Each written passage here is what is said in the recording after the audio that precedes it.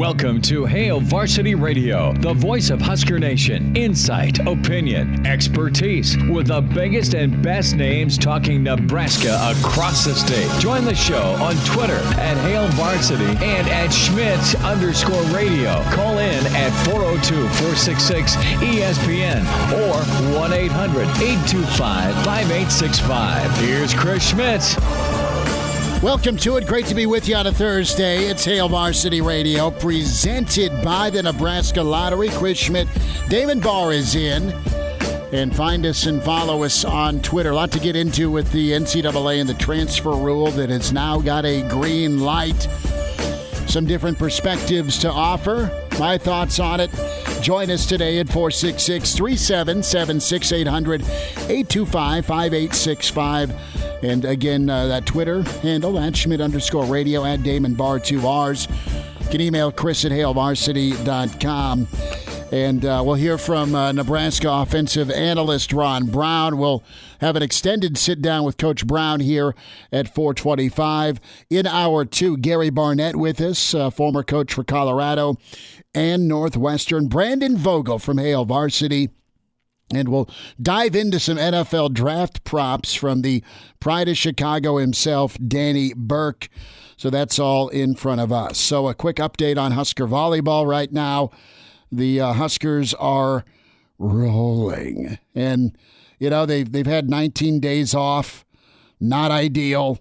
But Texas State was pretty unique because they got a fall and a spring. They came in at 38-1. Nebraska took set 1, 25-18. Lauren Stivrins with 5 kills on 6 swings. That is economical.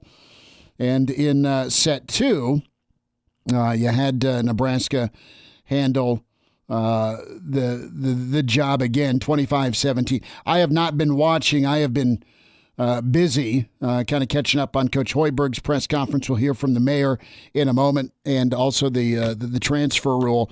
But Damon, have you seen any of this? The dust is falling.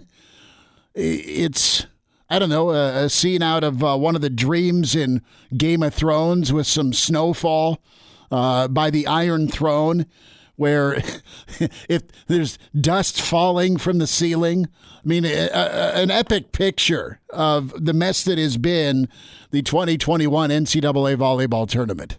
I've been catching a little sneaks here and there while getting ready for the show, actually, in the studio. So I got a close eye on it. They're about to come away with a win right here. What are we at right now? We're at, I think they just pulled away with the win in the third set, 25-20. 25-20, so Nebraska moves on. We'll get Brandon Vogel's take on things here in a little bit. So John Cook and company, love Omaha, know Omaha, win, and they win it all in Omaha. They'll forge forward, and good for them. Congratulations to Nebraska volleyball. So when we talk about what is a new normal, a new reality with the transfer situation, it is one of many things, right? You can label it different ways. And a nice opinion piece there by Dan Wolkin from USA Today. The transfer policy is messy. The transfer policy is frustrating for coaches. The transfer policy is fair for the student athletes. And my take is this. I have no problem with a kid wanting to transfer, and it's really been the 5 major sports that have been affected. You were always penalized. You'd lose a year if you leave, okay? And that was the case for football. That was the case for women and men's basketball. And it was some of the other, and I'm not calling them minor sports, but some of the other peripheral sports weren't really affected. It was baseball, it was football, it was hockey, it was men's and women's basketball. They are the revenue drivers. And you think about Nebraska, football prints money. Basketball does really well. Volleyball makes money. And Nebraska's fortunate because of history, tradition, and some good hires to have made a lot of money. And you have a sport in volleyball that makes money. And it's because they're at such an elite level and you got an amazing coach and team.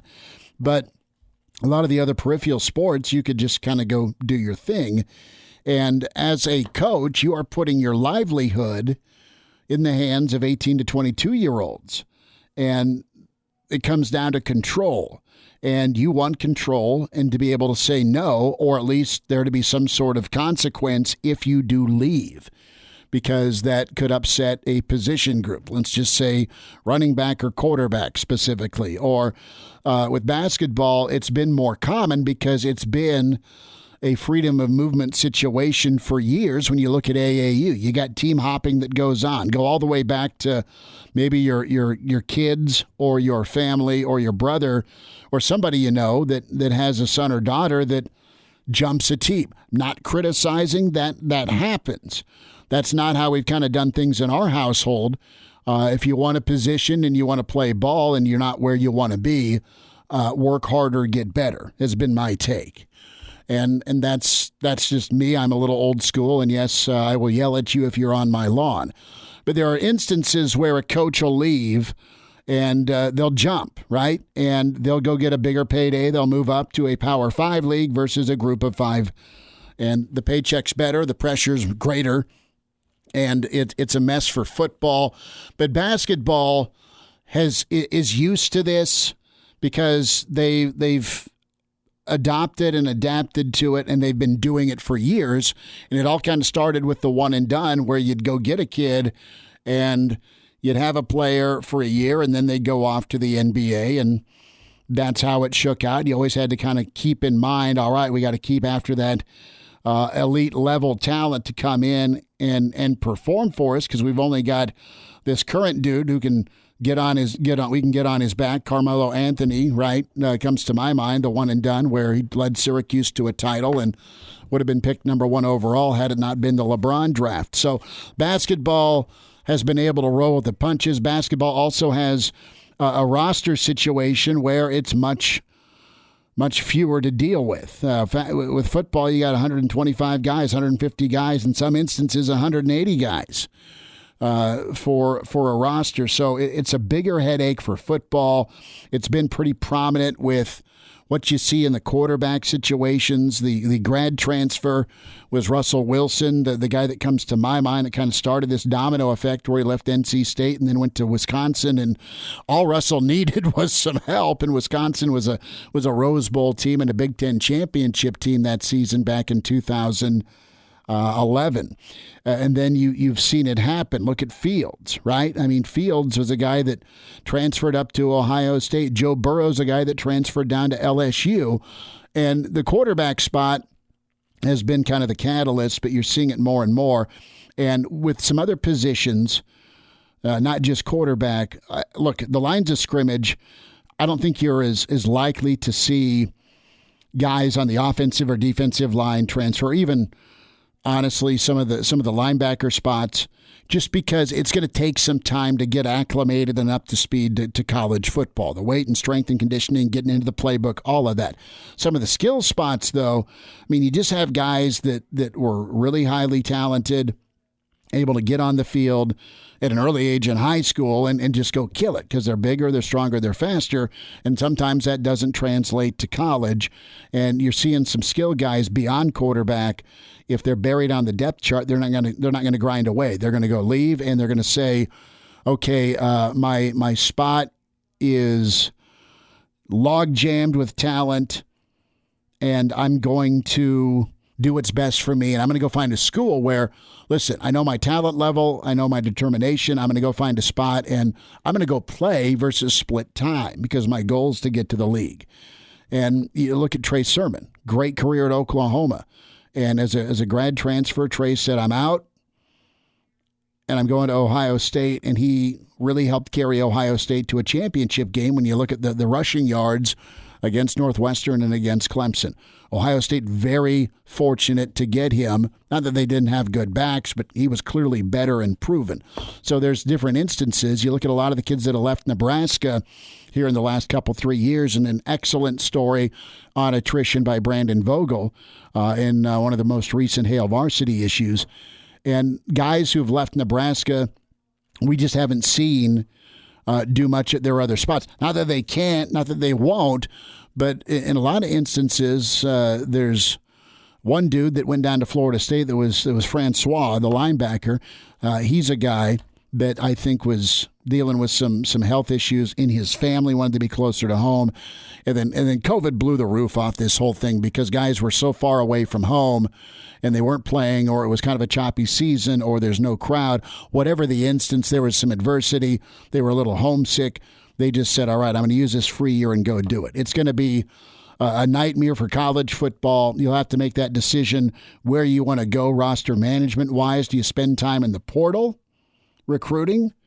Yes, is the answer. Do you spend time getting the high school guys? And you got to really be right about the high school guys you bring in that understand it might take a couple of years of development. You might not get as many touches. You're going to spend more time touching the ball on the practice field than on game day Saturday. Basketball's adapted to it really well.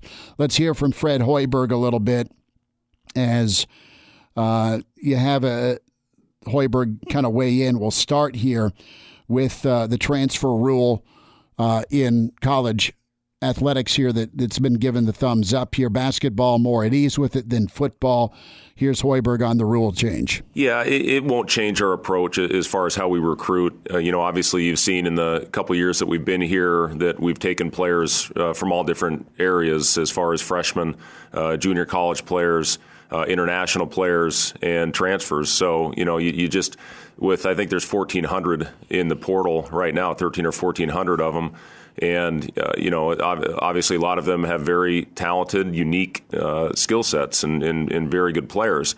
So, we're evaluating that constantly, as all coaches and all programs do, on how you can add talent, how you can get your team better.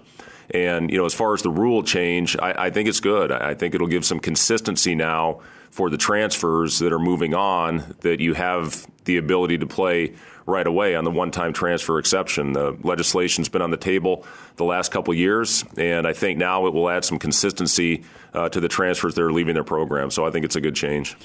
Very high level of comfort, more on that level of comfort, because that's how Fred came in, kicked butt, took names at Iowa State. He got transfers, and they won big. And that's going to help your program standing. That's going to make your program more appealing. And you're going to be able to go get some high school kids where you're not always just shopping for the hired gun, so to speak, for a year, and then it's a constant chase. You can balance out in basketball, and you can do that in football. But again, with so many guys, it's the sheer number. And you could have a number of guys bolt in basketball as well. I mean, you're seeing that with some of the coaching changes now. You're seeing guys jump ship because their head coach took off. And you've seen programs that have been a little bit unstable, and I'm pointing to Pittsburgh. Pittsburgh's had a lot of guys go a lot of different spots. And honestly, you're seeing other guys just say, okay, I didn't get the time I wanted, and I'm going to go find a greener pasture. That's worked well for Nebraska during their last NCAA tournament run, where you had a guy like Turan Petaway average about 3 points a game at Tech, comes to Nebraska and goes off. Walt Pitchford, a guy that was seeing a lot of time at Florida in an NCAA tournament team, transfers to Nebraska. Walt was such a nice stretch. Again, both those guys keying the no-sit Sunday run to the NCAA tournament. More from Hoiberg here on that comfort level. I can only comment on what we deal with our sport. It's something where you've seen numbers steadily climb as far as players going into the transfer portal.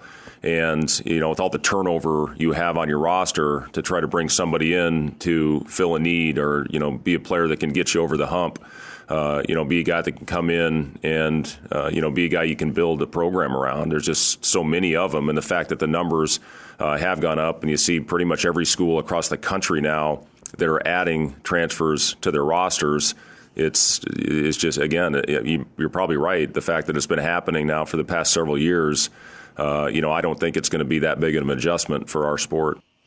Huge adjustment for football, and they've had to deal with it clearly during the free pass COVID year, and it's now a long-term reality for football. They're not keen on it. It's tough to swallow for football, basketball. It's old hat. They're dealing with it. They're excited about it. They've thrived with it, quite honestly.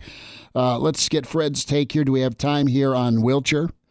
Can we squeeze in the guard that's coming in from Xavier? Here's Fred on a couple of the new additions. We're really excited about both players that we signed yesterday. I'll start with CJ, a guy that had really good quality minutes when he got the opportunity at Xavier this last season. The thing that stands out about CJ is his perimeter shooting. And, that's certainly an area where we need to improve, we need to get better, and he'll immediately help us in that area as well as the other guys that we signed in the fall. So I'm excited about that aspect of our team, hopefully being a more consistent three-point shooting group, and obviously from the free throw line where we need to improve in a big way. But he's not just a shooter. He's got a good, strong body, should have versatility on the defensive end, a guy that can put the ball on the floor, and as I said, a good, strong body to finish in the paint. So I think we're getting a very complete player in C.J. Wilcher. CJ's nice. Big addition for him. It's officially official. Oleg is a big dude as well that can stroke, handle the ball a bit, and work that arc as well as do some damage in the paint. More football thoughts. Nebraska offensive analyst Ron Brown. Next, we'll catch up with Coach Brown here the rest of this hour. Coach Barnett next hour. It's Hail Varsity on a Thursday. And we're back. Fellas, think we could listen to the radio on Hail Varsity Radio, presented by the Nebraska Lottery. Yes! That's awesome! Back into it. It's Hail Varsity Radio, presented by the Nebraska Lottery. We welcome in offensive analyst with Nebraska. We say hi to Ron Brown. Coach, what's new? How are you? Schmitty, how are you, buddy? Spring is in the air, baby. It is. And this time of year's got to make you smile with, there's actually a spring football this year. Yeah, it'll be great. It'll be good. It's some definitions. It's so hard to even put a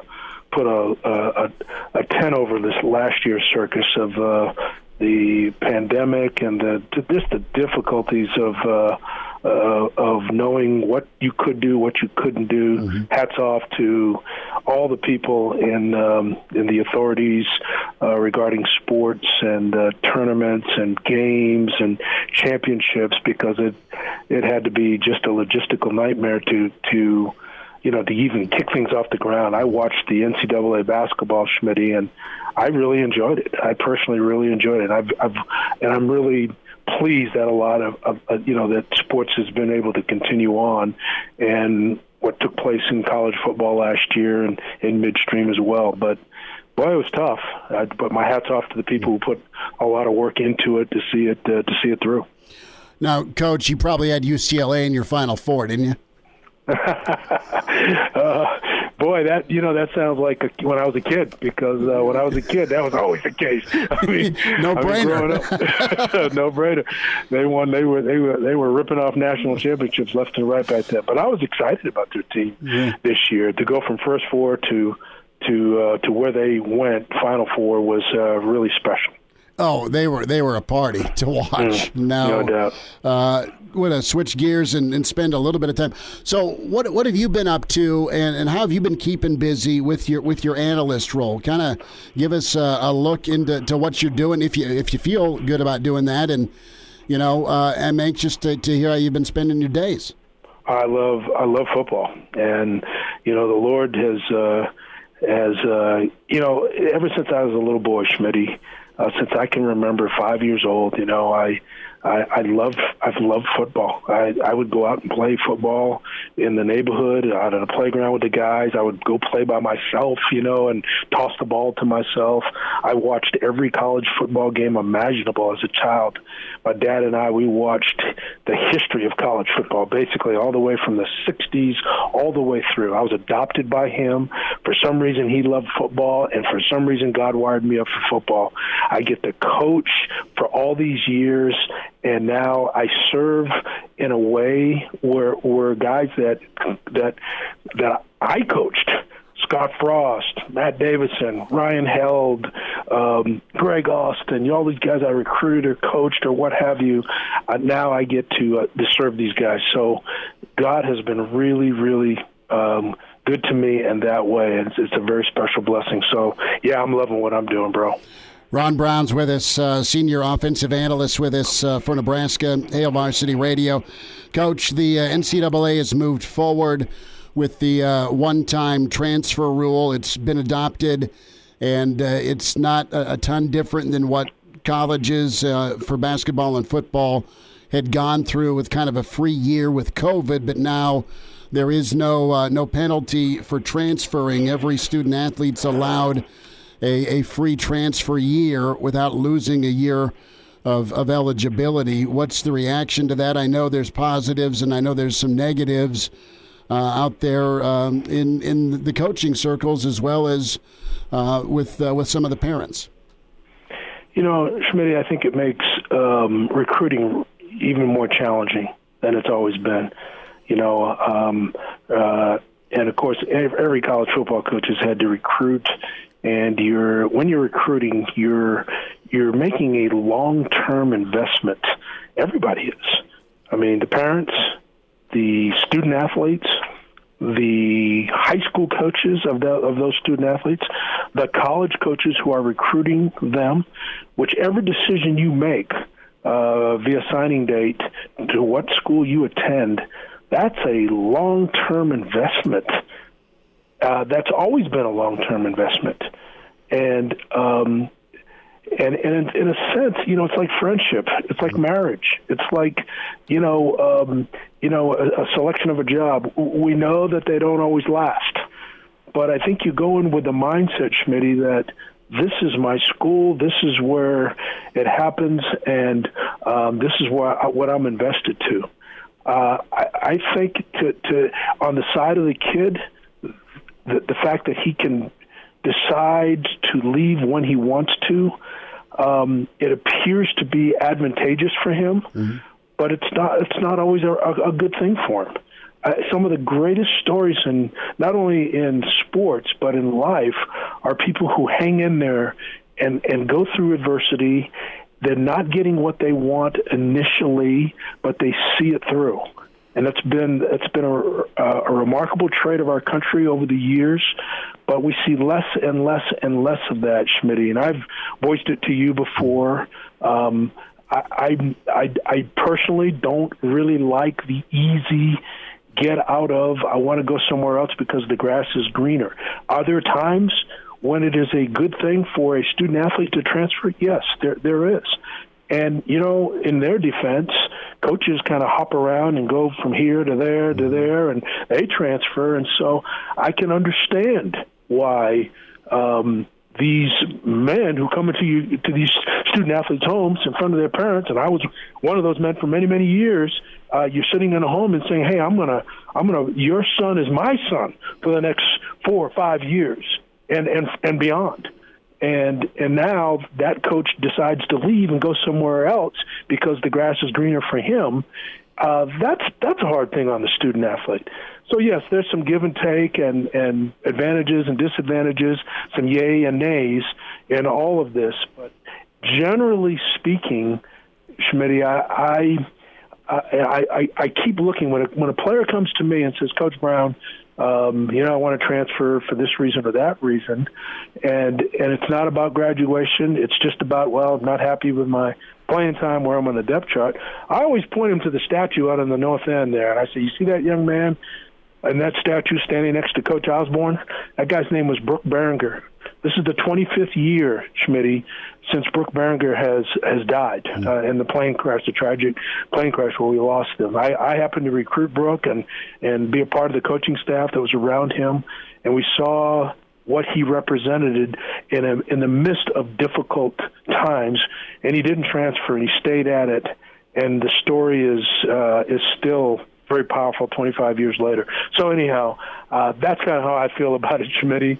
I don't give maybe it's not a definitive answer that you wanted, but it is just expressing my feelings about it all. I do, in the long haul, believe in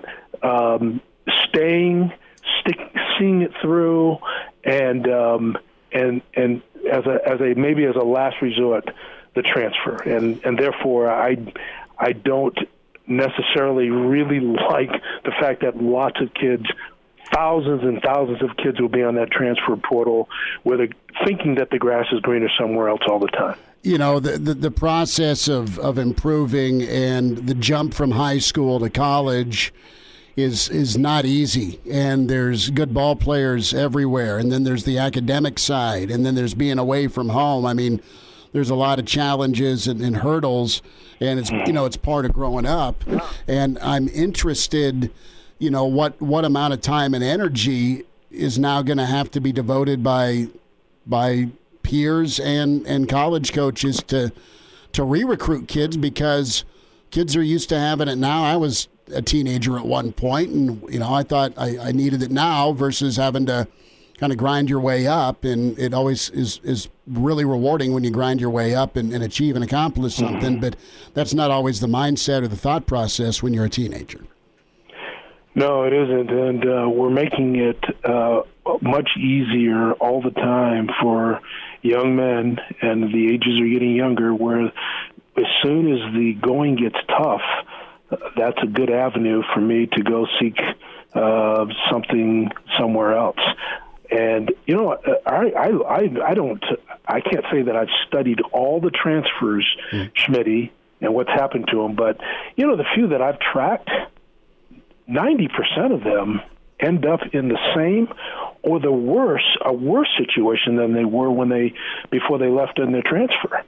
And if it's a problem that young man has, let's say that therein lies a problem that he has, and it's not going over well with the coaching staff. There's a level of discipline, and he decides, well, I don't like the discipline. I'm going to go somewhere else where I'll get treated better.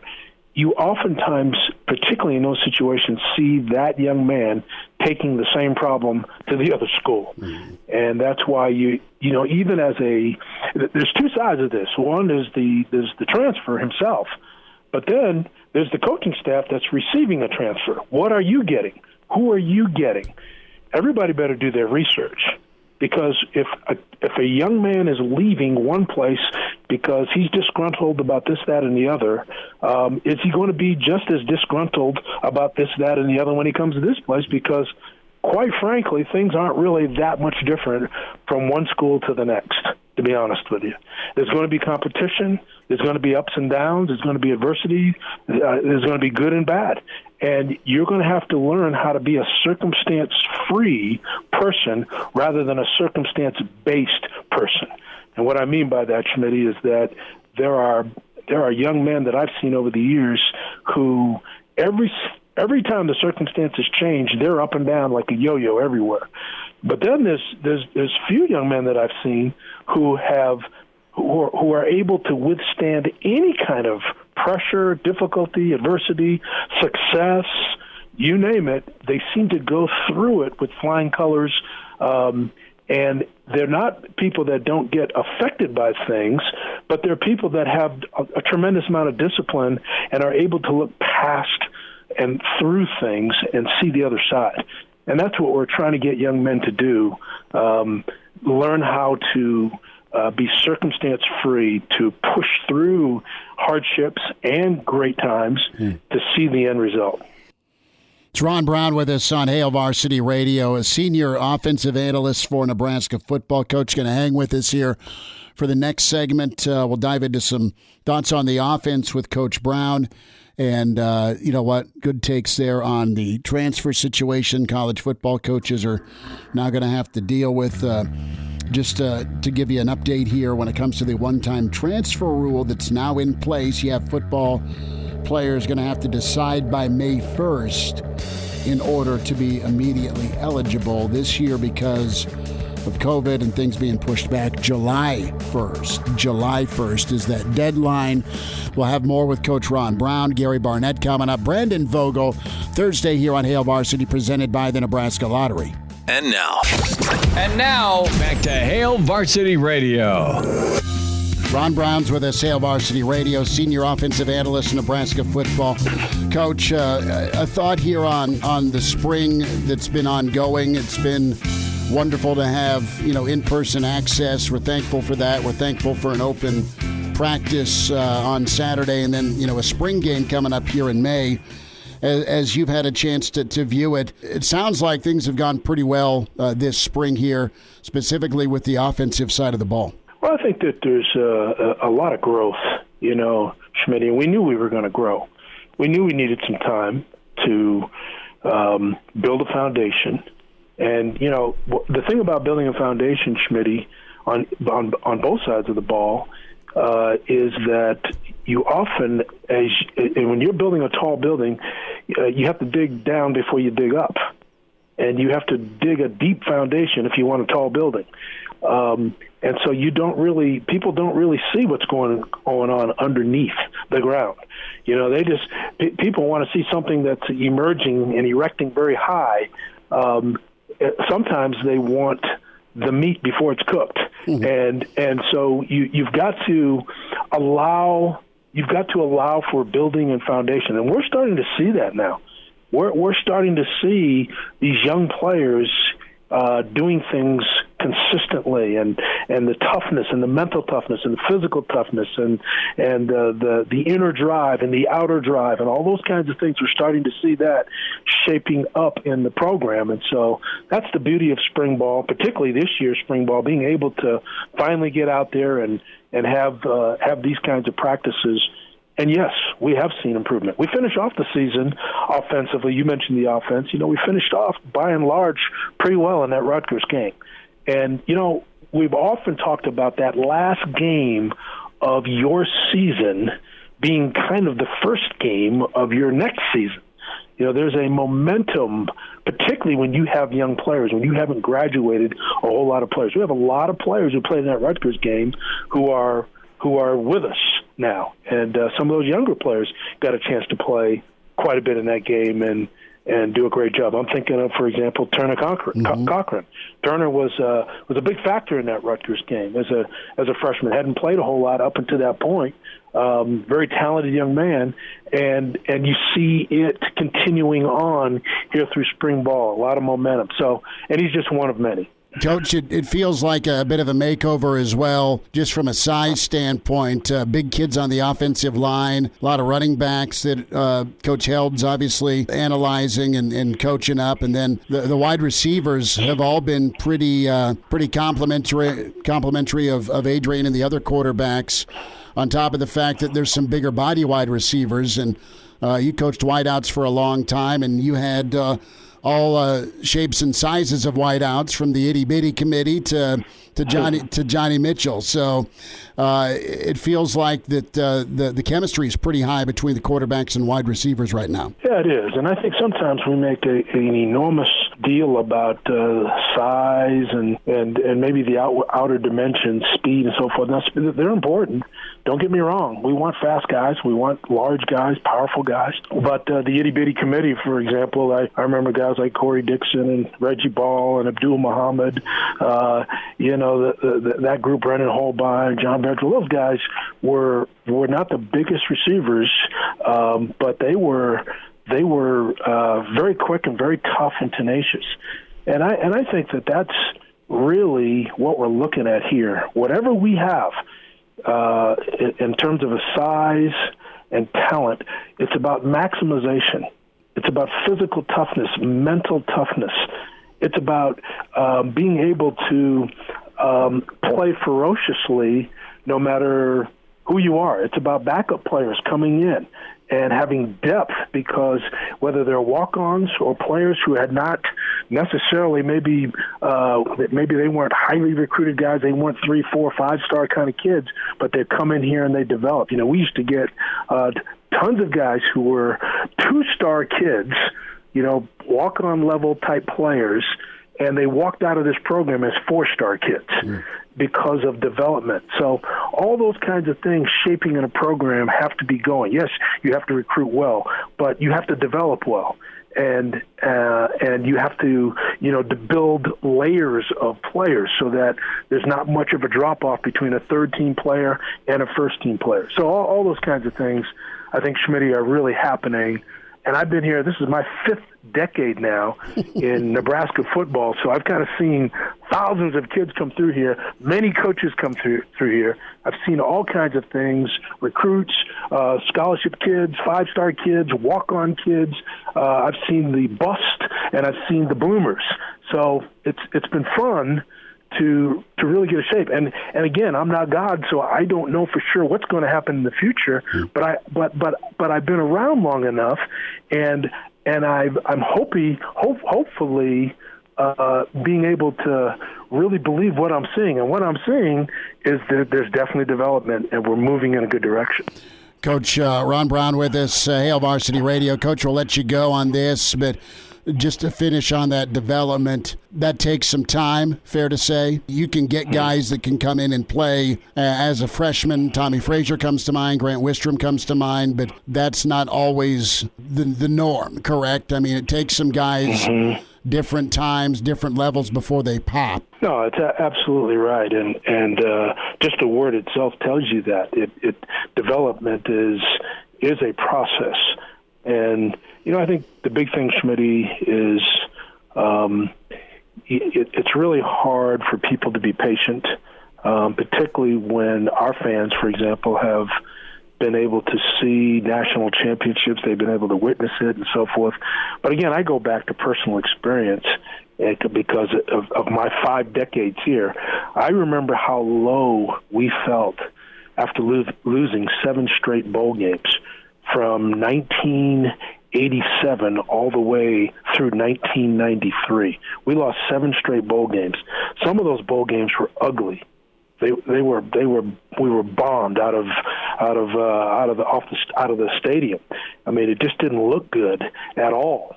And in 1993, it was a close one. 1992 actually was a closer game in the Orange Bowl to Florida State. And then 93 was that really close game where we nearly won the national championship in 93.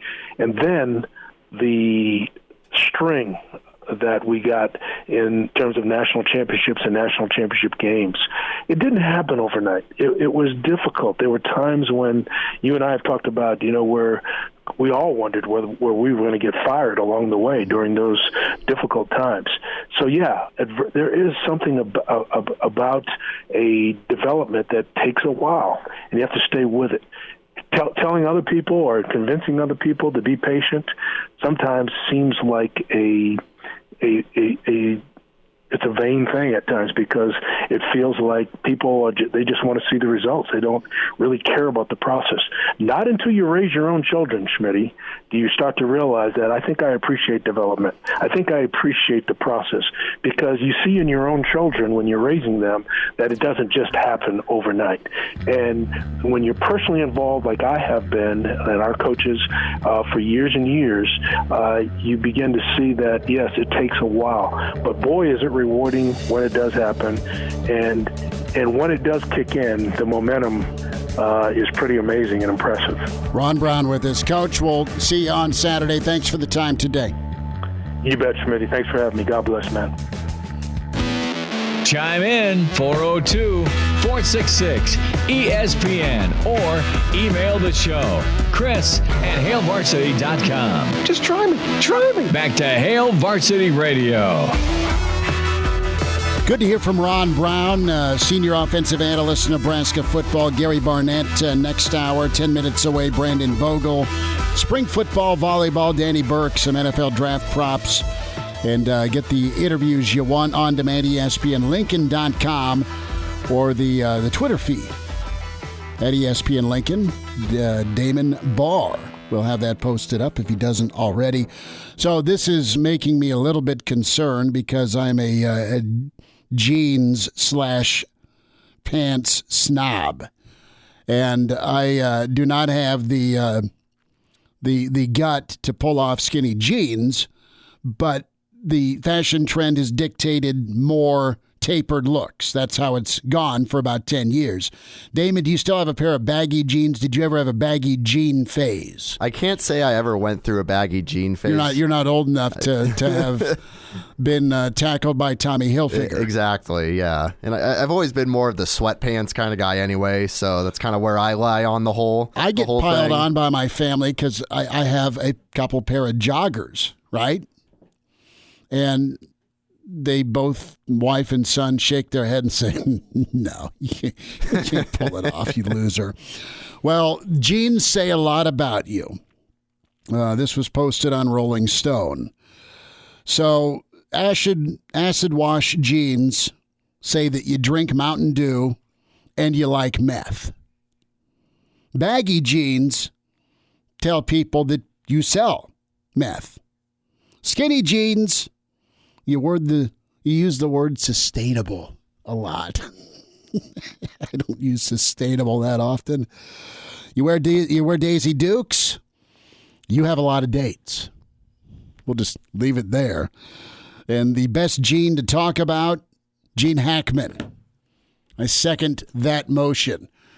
So the trend is shifting apparently. Problem is, I don't throw anything away. I still have baggy jeans from 20 years ago, but I cannot fit in them any longer. Or I could, but it would hurt.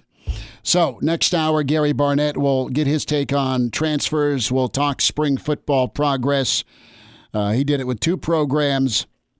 And also, he may weigh in on where the Pac-12 can kind of shape up moving forward. Also, some NFL draft thoughts. There's so much wide receiver and skill position talent in this NFL draft. You got the Bama kids, you got the LSU choices, a few offensive tackles. Northwestern's going to have a couple of guys go in the first round. Their left tackle and cornerback. Where does Fields end up? And who do you like that your team could get? Not all in on Cincinnati, but I kind of root for them because Zach Taylor's running the show and I like Joe Burrow a ton. So what do they do with their pick? Does Atlanta make the move and go get Pitts, who's just awesome to watch? Tight end out of Florida. Wilson, is the Big Apple going to be where dreams come true, or another, misstep by the Jets? And what can Urban do down in Jayville with Trevor Lawrence once that's official? Find us on Twitter at Schmidt_radio, at Damon Barr, that's 2 R's. Send an email, chris@HaleVarsity.com. And also, some thoughts here on what's happening in Vegas with Major League Baseball. That from Danny Burke later next hour. Hour 2, Gary Barnett next. Hale Varsity, presented by the Nebraska Lottery. Welcome to Hale Varsity Radio, the voice of Husker Nation. Insight, opinion, expertise, with the biggest and best names talking Nebraska across the state. Join the show on Twitter at Hale Varsity and at Schmidt_radio. Call in at 402-466-ESPN or 1-800-825-5865. Here's Chris Schmidt. Thanks for hanging out. Hour 2, it's Hale Varsity Radio, presented by the Nebraska Lottery. Chris Schmidt, Damon Barr. We welcome in the coach from Northwestern in Colorado. We say hi to Gary Barnett to kick us off. Coach, how we doing? Hey, Chris, you know what the best day in a kid's life is? Christmas. Yeah? You know what the best day in a guy my age's life is? Demo day. Ooh. On the golf course. So I'm at the largest demo day in the United States at Desert Mountain here, and it's like a kid in a candy store. So how much better can that get? Hey, that sounds awesome. We had our old buddy Mike Schuart in.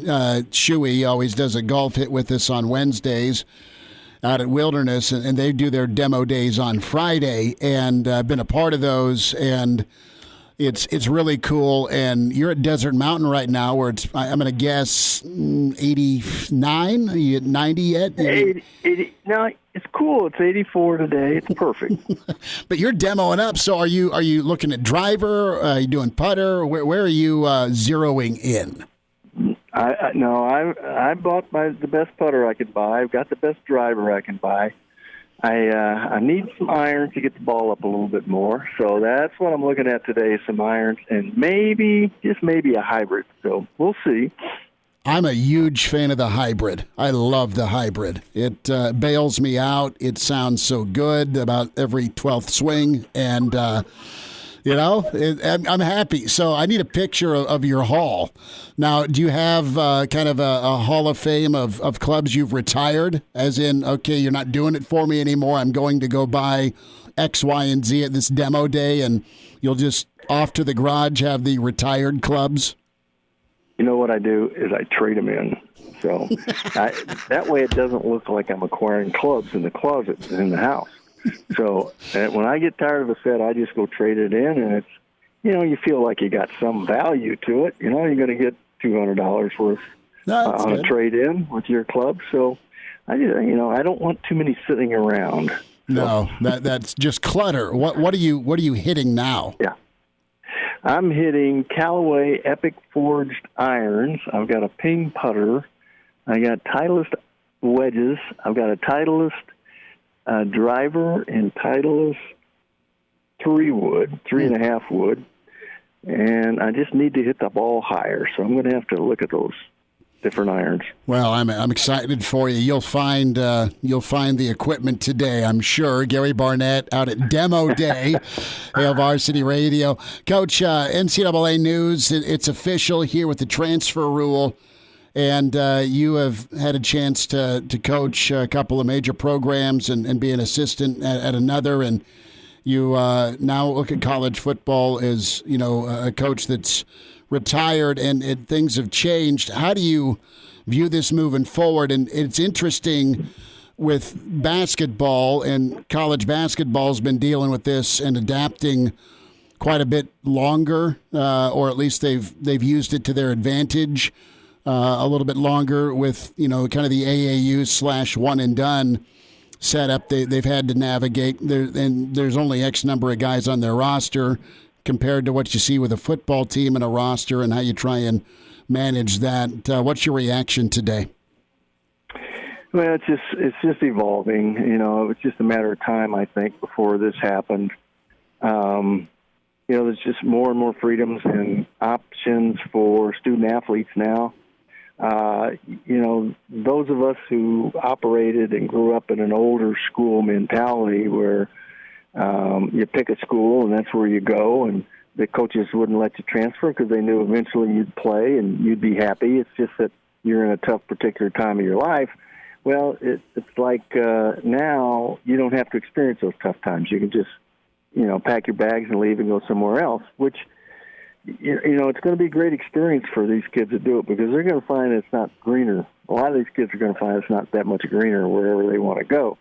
But at least they have the freedom to do it. And I'm not opposed to that, but I do think that there were a lot of values that were available to kids when they were made to stick it out. So, it's just evolution, I think. Take me through the stick it out message and juggling that with a kid, and I look at running back, right? Because running back is key. You need to run the football to win. Passing is what a lot of offenses do, but Big Ten, you got to run the ball. With that, I'm interested here juggling that stick it out mentality, and then also the timeline, however long it is, to get a kid developed where he is ready, and you're not throwing him before he is ready to perform, and he can't do what he needs to do. Well, that's sticky. The last one's sticky because he thinks he's ready before you think he's ready. And there's got to be just a tremendous element of trust between the two, and usually also between the player and his parents and you. So that's always tricky. And it's, like I said, everybody's got a different viewpoint of when that player is ready. The running back spot, the perfect example for us would have been Darnell Autry. And I know it's been a while since he's played, and maybe things are a little bit different. But, Darnell rushed. He started the last game of the year as a freshman for us. He rushed for 175 yards against Penn State. Okay, Christmas break comes around. He doesn't come back to school. He says he's transferring. So his dad says, no. He says, you're not transferring. And so he comes back. So we go through. I said, come back, see if, go through spring ball. And if you don't like it, well, he goes through spring ball, and all of a sudden, I get told that he's not coming back. He took his TV home. He's gone home for the summer. So once again, his dad stepped in and said, you're going to stick it out. It's the best thing for you. So he sticks it out, comes back. The players call him, comes back, becomes a first-team All-American 2 years in a row, and becomes a great player and an icon and for the university and for our football program. So here's a kid who was just immature, and there was greener grass somewhere, and just, he got it in his crawl, he wanted to leave. And there isn't any question that by him staying, he achieved what very few people ever achieve. And so that's a perfect example of how that thing works. How is the relationship with you and him with this, I'm going to leave? Thankfully there was a parent in the picture on top of his peers and your message to him, but did it wear you out having to re-recruit him? Oh, sure. It does. And there are guys you get to the point and we go, look, he's made up his mind. Let's don't mess around with it. But, it's part of the job. It's what you do. And then, with Darnell, he would decide to come out early. Well, we ran his numbers through the NFL, and they said, here's what you're going to be. You're going to be a late second, early third round draft choice. He goes, but I'm talking to an agent that's telling me that's not true, that they can get me faster, et cetera. So then it all comes down to who you choose to listen to, Chris. And there was a point where he was listening to me, and then he got to a point where he was listening to somebody else.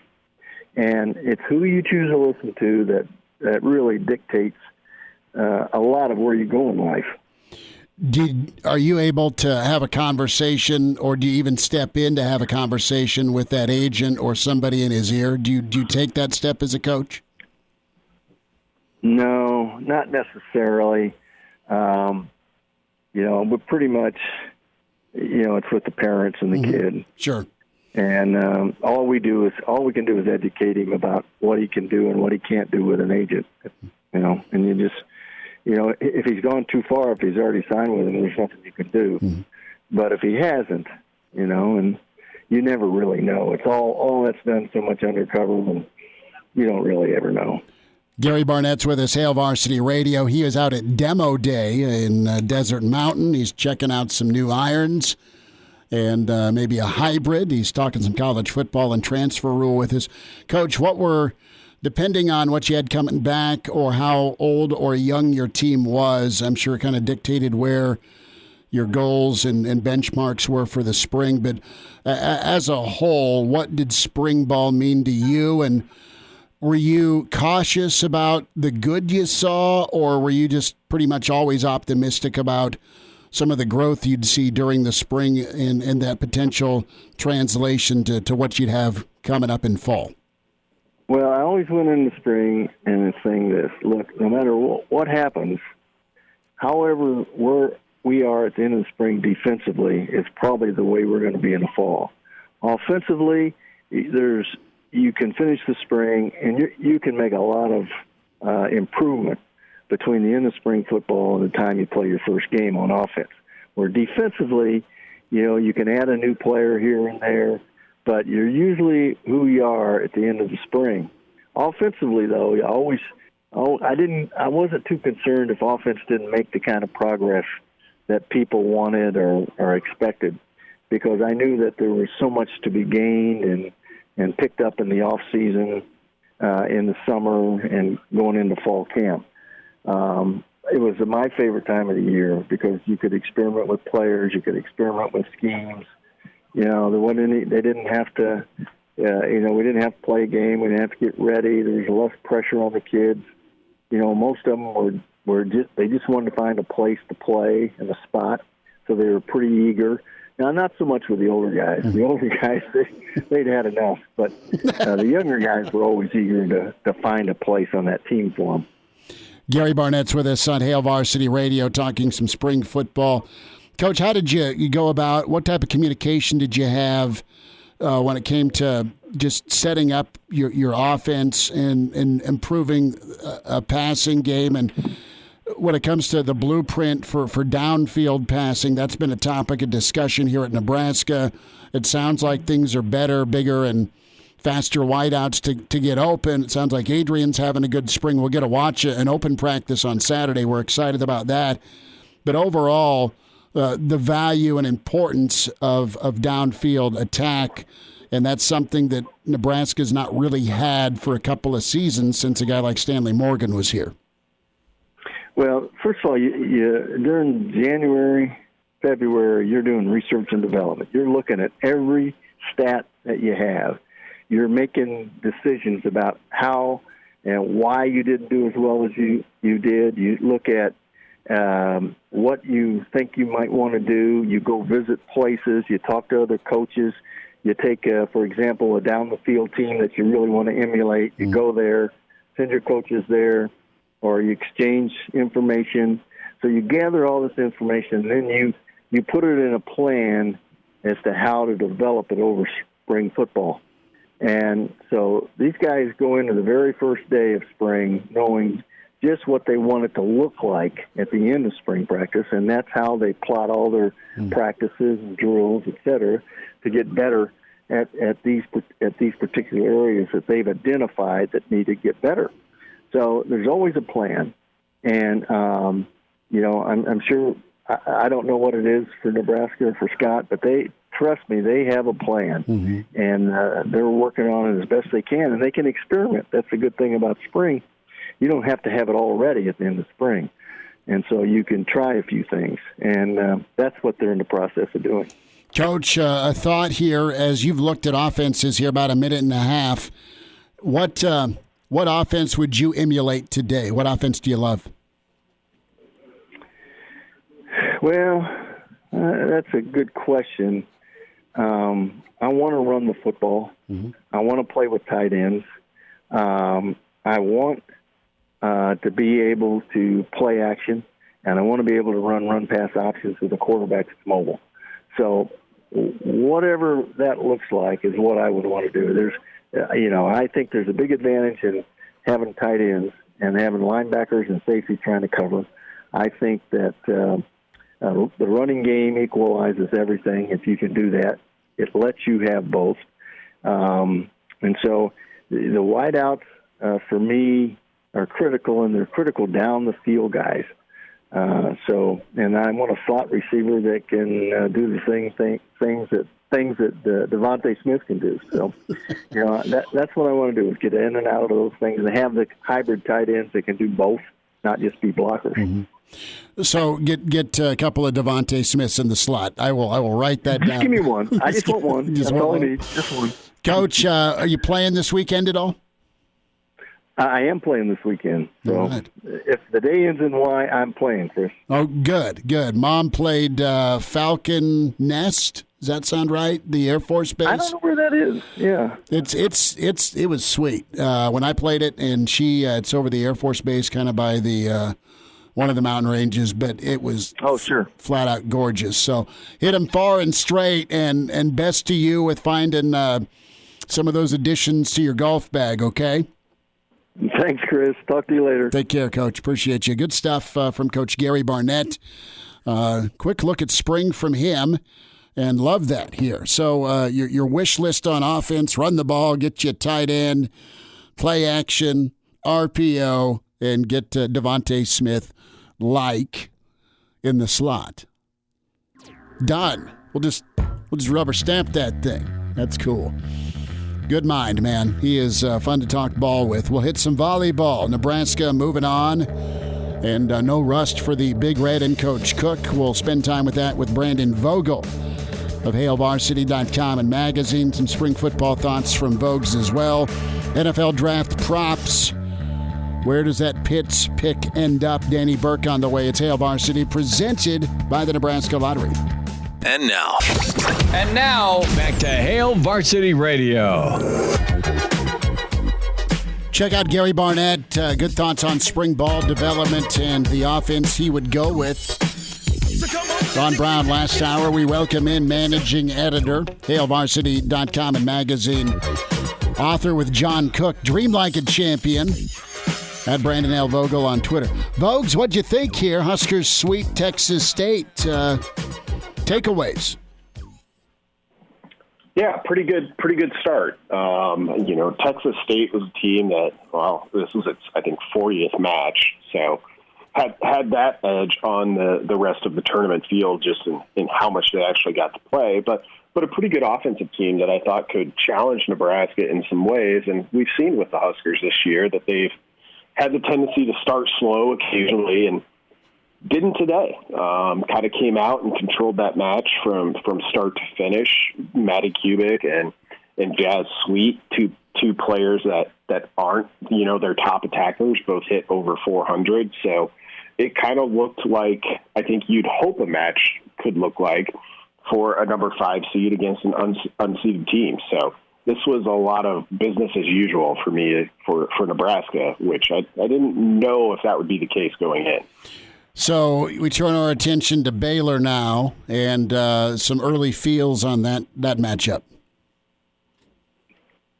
Yeah, accomplished team, of course, one of the top two, probably the number 2 team in the Big 12 behind Texas, another well-known foe for Nebraska, and has one of the best players in the country, 2019 Player of the Year. So that'll be a tough out. Nebraska will have to play well to win that match. Baylor got pushed to 5 sets by Pepperdine. Again, that was the second time this season that's happened, and I think that's because Pepperdine's pretty good. You have to be careful with those West Coast teams that may be in a smaller conference. There's just a high level of high school volleyball out there. Those are talented teams. So I wasn't surprised to see the Bears get pushed a little bit. So it should be a good kind of regional semifinal matchup for Nebraska. But I like what I saw from the Huskers today. Brandon Vogel's with us, HailVarsity.com and magazine. Vogel's going to switch gears to some college football. A thought on the topic today has been, the official rubber stamping by the NCAA of the one-time transfer rule.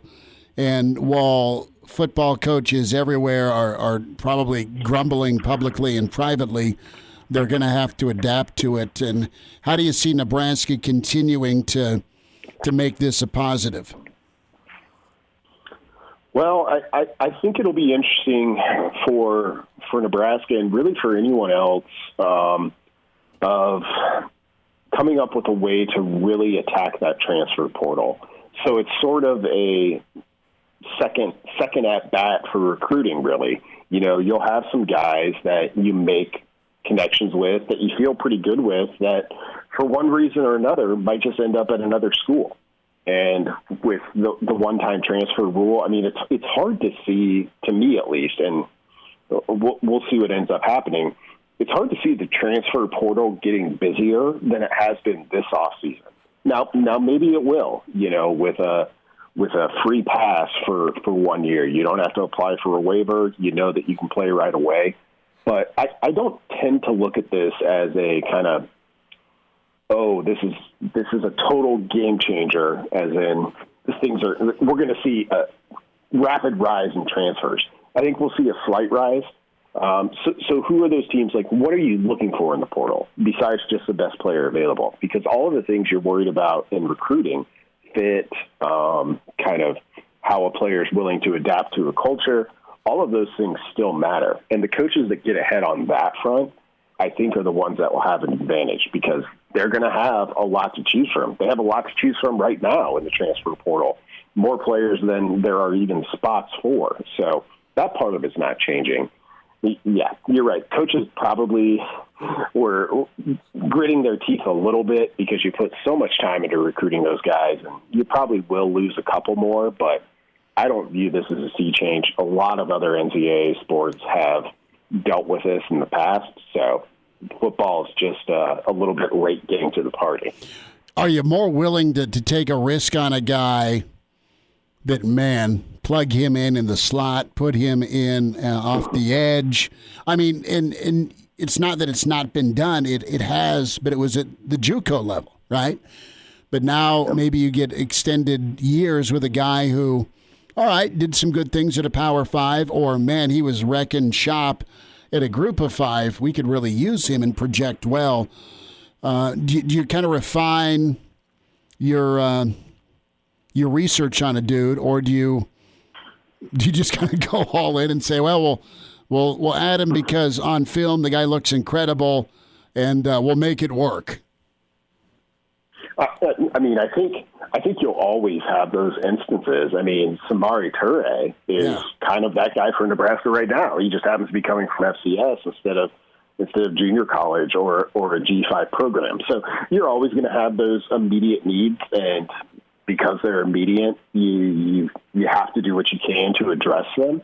But I think for the most part, for guys that are transferring in their freshman or after their freshman, sophomore, early in their careers, I think you'll see it feel a little bit more like recruiting, where you get the guy on campus, you have a conversation with them, and that might be the best of both worlds, because then you do get sort of a second chance at some guys that maybe you were interested in, or guys that you had no affiliation with that proved themselves at a certain level, and now you're in the mix with them. But there's always going to be some guys where you're just like, yep, this guy's clearly a player. Everybody wants him, and we have a need for a slot receiver tomorrow. So we're going to give that a chance. Brendan Vogel's with us, HailVarsity.com and magazine managing editor. His book, Dream Like a Champion with John Cook, at Brandon L. Vogel is where you follow him. So Saturday will do what for you? What are you wanting to see with this open practice? Or is it just the fact that there is an open practice, you're not going to put too much weight on it? Yeah, I think the fact that there is one is probably the biggest note here. Nebraska didn't have to do that. There's the chance for recruits, as long as they're willing to voluntarily get there, to at least get in the stadium and potentially see a program that they're interested in. So that factors in as well. But it was kind of a gift to the fans, and I'm glad that the Huskers are doing it. I think any time in the spring, what I'm most looking for is a section of open play. Like, let's just see the guys play. And you can usually tell the most from that. So much of spring football is filtered, of course, because we don't see much of it. Nobody sees much of it beyond the spring game. And so here's a chance to see a little bit more. And, I hope some of that includes, like, hey, let's run a 60-play scrimmage. Let's just let guys get out there and make plays, because I think you can usually tell the most from that. It's hard, when you're watching drills, to know exactly what the players are being asked to do, exactly what the coaches are looking for in those scenarios. So anytime it just looks like football, to borrow a Mike Riley phrase, I guess, it's usually the best. Vogues, when it comes to the running back spot, it sounds like Gabe Irvin's adapted well. You've got Marvin Scott that's here, and then we'll see Saturday and beyond what the rest of the depth looks like. Are you concerned about the running back spot, or do you think it can shake out okay between now and kickoff against the pig farmer? I think it can shake out okay. There's still a lot of time, and honestly, I don't expect a lot of that to feel that settled even after the spring game, especially with Marquise Stepp being out. I think he's somebody that we all think factors into that race pretty heavily. So, somebody's going to get some gains here in the spring, and that's good. You got another guy then, Stepp, who will basically be available for summer workouts and fall camp, and you'll kind of go from there.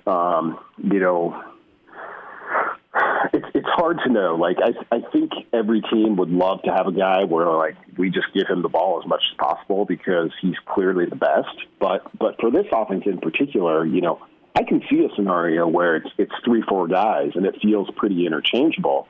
And if the offense as a whole is operating at a high level, that probably works pretty well for you. And I mean, it probably gets you its benefits down the road, too, because you get to worry a little bit less about attrition if, 3-4 guys all have multiple touchdowns on the year. You don't have that 1,000-yard rusher, but if everybody's at 300 or above, you can keep a lot of guys happy that way. What's your read on all the words on Adrian here so far this spring? My look is this. It's positive. Yes, there's hope. Yes, there's spring. That all fits together, but this isn't just, coaches, and it's been multiple coaches talking about Adrian and kind of a new Adrian, but some of his peers have kind of piped up about just what he's doing. They've been asked, but the answers have been pretty glowing. Yeah, they have been. It's been an encouraging spring for him so far. I think the piece that I'm most interested to see is success in the downfield passing game part of it.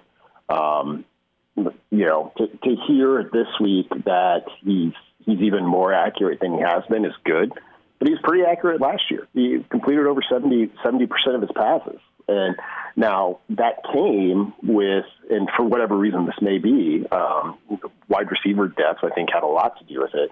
That came with Nebraska not really taking a lot of shots downfield. And when you do that, like your completion percentage may go down. They call them 50-50 balls for a reason, right? But if you can hit more of those plays, I think that exchange is worth it for Nebraska's offense as a whole. So is that accuracy, does it feel like there's more accuracy there? Does it feel like Nebraska's more capable of hitting those shots down the field? Because as I look at 2021, I think that's really the one ingredient this offense has to have to take some real steps this coming season. Well, and think about it. It's not just being willing to go downtown, make it a priority, but you hit one of those, it's a touchdown, it's a big play, you're in scoring position too. There's not 400 guys lined up against your running back and your offensive line. I mean, it opens things up. So it's dually important to be able to make that happen. Vogues, it's always awesome to chat with you. We will bother you again Saturday morning for the weekend edition. We'll have some more spring football thoughts from you. Thanks for your time today. Thank you. All right, there he is, Brandon Vogel. At Brandon L. Vogel on Twitter. Some thoughts on Baylor, reaction to Nebraska's opening round win, and looking at that downfield passing attack. Burke's best bets, Daddy Burke. Some NFL news on the way with Hail Varsity. He's in his 30s, but sounds like he was born with a stogie in one hand and a brew in the other.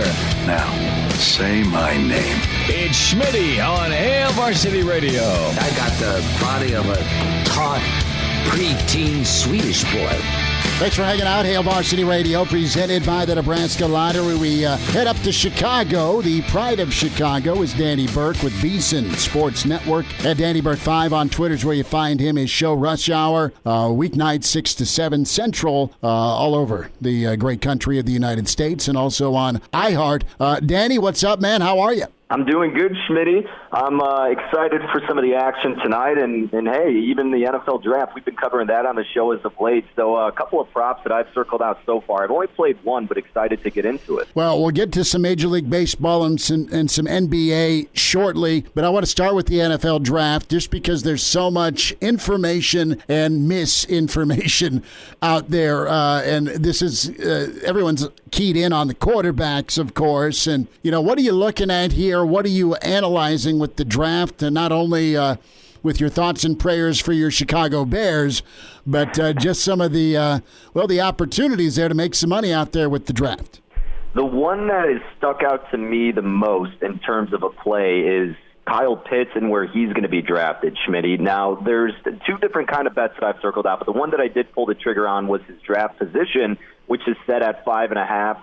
And it's pretty much a pick 'em each way. And there was another one where it was first non-quarterback to be drafted, and him and Sewell were at about plus 150. Now you're seeing Pitts at plus 125.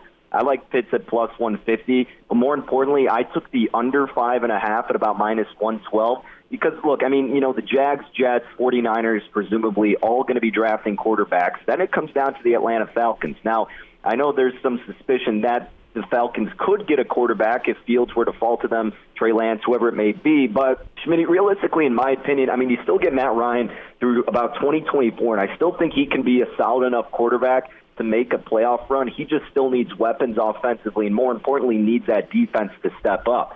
So how could you not take Kyle Pitts in that spot? This guy has the potential to be the most lethal player in this draft, even more so than some of these quarterbacks, because you don't know how they're going to pan out. But just based on the athleticism and size and durability and really all he can do, I think Kyle Pitts is the best offensive threat in this draft. So if I'm the Falcons, I would select him there. And if for some reason they don't, then, of course, the big question mark is what are the Bengals going to do? There's a lot of speculation that they could get Jamar Chase to reunite Joe Burrow and Jamar Chase. But, look, what do they need desperately? They don't really need a receiver. It would help if you still have Boyd and you still have Higgins. More importantly, you need an offensive lineman. So realistically, the Bengals should get Sewell when it comes to that fifth pick. That's what I would do personally if I was Cincinnati, because he might not even have a receiver to throw to because there won't be any protection from Burrow, which unfortunately happened this past season. So I've been honing in on Kyle Pitts, and I like him under 5.5. Pitts is interesting to me, and I look at what Matty Ice has, and you're so right, because you still got Matty for a couple of years. And in all honesty, too, with Atlanta, I mean the team is not that far removed from greatness. Now I know that the coaching staff's been kind of dismantled since, but they picked up Gurley, right? They've got Ridley, Julio, and then you add Pitts to that. I mean, you're up to a lethal combination of offense again. And if I'm Burrow, I'd love to go get Pitts as well. Sewell's the obvious call there, or some sort of tackle to go opposite Riley Reif. But, man, that's so intriguing here with where Pitts lands. Yeah, because, I mean, and even if the Falcons don't get him, who's to say that the Bengals won't snag him at number 5 over Jamar Chase, too? That's a good point. Pitts is so intriguing, size, and he's that flex opportunity. Who else you looking at? What else you like in the draft here? So I was looking at some of the receivers, and Devontae Smith, 11.5 is his draft position, but that gets dicey based on what the Lions are going to do. If they're going to try to replace Galladay, and then naturally the New York Giants, because you're assuming the Eagles are going to get a receiver at 12. But one that we talked about yesterday, and obviously a familiar face in the Big Ten, is Micah Parsons. Now, I believe he was also at 11.5, and I would probably look over because, you know, the first defensive player to be drafted, the favorite is Surtain, and he's at about plus 120. Then I believe Parsons is at about 2-1.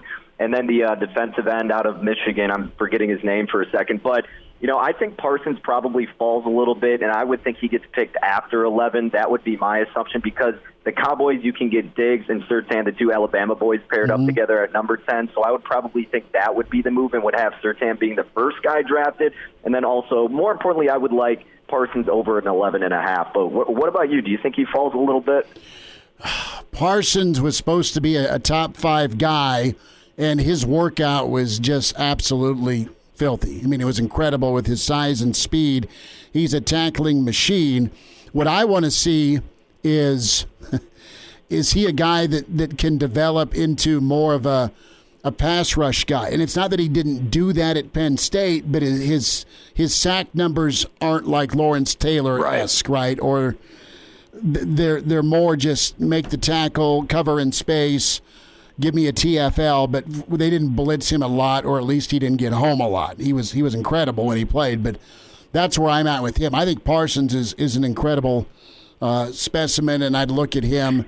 And, yeah, I would pull the trigger on him, but I think he slides. I think you got a lot of spots. You've got quarterback questions, and then you've got the Pitts factor, and I think that's kind of moved him back. And then corners are so premium because it's so pass-heavy in the NFL. Mm-hmm. So a guy like Surtain, absolutely, not only with his bloodlines, but also what he did at Bama. Guys in Bama, coming from Bama, it's not can they make the jump to the NFL. Yes, it's the question of how many miles they got on the odometer, because it's a pretty physical regiment. Their camp down there at Alabama. What are they coming into the league like health-wise? Yeah, 100%. I mean, you take a guy, for example, like an Eddie Jackson, who made an impact right away with Chicago, and it's not that he's necessarily regressed, but he just had such a dominant year that was almost a statistical anomaly that people are starting to say, oh, what's happening to Eddie Jackson? But, no, you're right. And that's why I think that him and Diggs paired up with Dallas would be a great addition. But the thing about Jerry Jones, Smitty, is you never know if he's going to snag a receiver again, even though they already have a pretty healthy offense.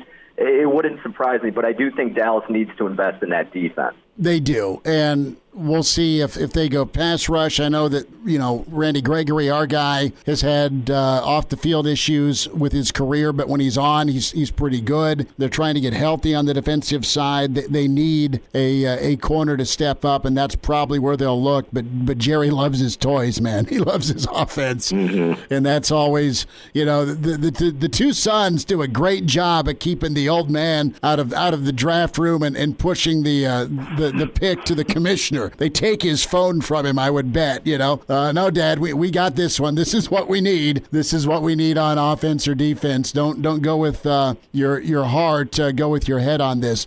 Danny Burke's with us, Pride of Chicago. Burke's Best Bets, talking some NFL draft props and positioning. Danny, real quick, a thought on some Major League Baseball tonight. Yeah, I'm looking at the A's and Tiger game. I played Oakland here. Now, I know Oakland got out to a very sluggish start, but they're playing this Tigers team that is coming off a nice little win streak here. They played Houston last night and won 6-4, but the A's themselves are on a 4-game win streak. Big line movement in favor of Oakland, about minus 155 is where they opened. It's as high as 170-ish in some spots. Now, I know this is a steep price to lay. I laid about minus 167, but look, it's two lefties going up against each other. A's so far have an 828 OPS for Southpaws, which is 6th best in the majors. And then Detroit has a 511 OPS against lefties, which is dead last. I like Oakland and the mojo they got going right now. And I like who they got on the bump, so I'm looking to take the A's. Laid enough to do it, and if you don't feel comfortable doing that, I would just have them with the run line for a little bit of plus money too. Danny Burke with us, Pride of Chicago, Burke's Best Bets. Danny, thanks for the time today. You betcha, Schmitty. We'll catch up next week. Miss us? Come here, brother. Give me a hug. Bring it in for the real thing. We're on call for you. Catch the podcast at HailVarsity.com, the ESPN Lincoln app, or download them on iTunes. Saddle up, partner. Back to Hail Varsity Radio. One final time, going to want to check this show out, loaded up from start to finish, and find us on the podcast, HailVarsity.com, and platforms to check us out. Subscribe, give us a rating, give us a review, good, bad, or ugly. We'll take it happily. Spotify, iTunes, or Google Play, Hail Varsity Radio. So a reminder to buckle up. 70% of people in fatal crashes in Nebraska not wearing a seatbelt. If used properly, a seatbelt can reduce the risk of fatal injury up to 60%. Your best defense in any crash, buckling up, brought to you by the Nebraska Department of Highway Safety Office. So on Facebook, they've got a list here, and I could not scroll through it in its entirety, but they had the top 100 movies of the 2000s, and Knocked Up is kind of profiled there with Steve Carell. Make that 40-year-old virgin. Forgive me, I blur them both, right? But Wedding Crashers, I think, came in at like 81.